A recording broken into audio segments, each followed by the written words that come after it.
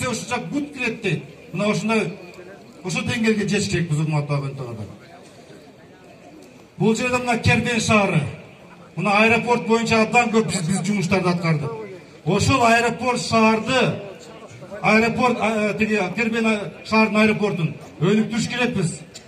Бир эле Бишкек, Кербен эмес, керек болсо Москвадан учуш керек бул жерге. Керек болсо Алматыдан учуш керек болсо. Ушундай мамлекеттик деңгээлде эл аралык аэропорт кылыш керекпиз. Ошондо Наманган эл ушул жерге учуп баштайт. Урматтуу агайын туугандар, ошондой экономикасы өсөт. Урматтуу агайын туугандар, коопсуздук, туруктуулук бизге керек. Бизге революциялар кереги жок. Бизге билим багытында революция керек. Бизде экономика багытында революция керек. Бизде маданият багытында революция керек.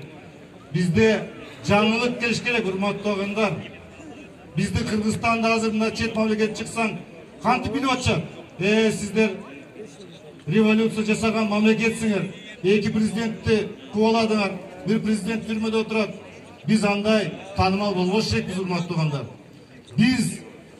Биз Кыргыз мамлекети эгерде 7,5 миллиард калк болсо, ошо 7,5 миллиард калк дүйнөдө биздин Кыргызстанды жакшы мамлекет, өнүккөн мамлекет, мамлекетте ынтымакта жашап аткан эл бар, маданияттуу, тилин сактаган, урп-адаттарын сактаган, өзүн бүт салттарын сактаган эл деп билиш керек, урматтуу агайындар. Туурабы?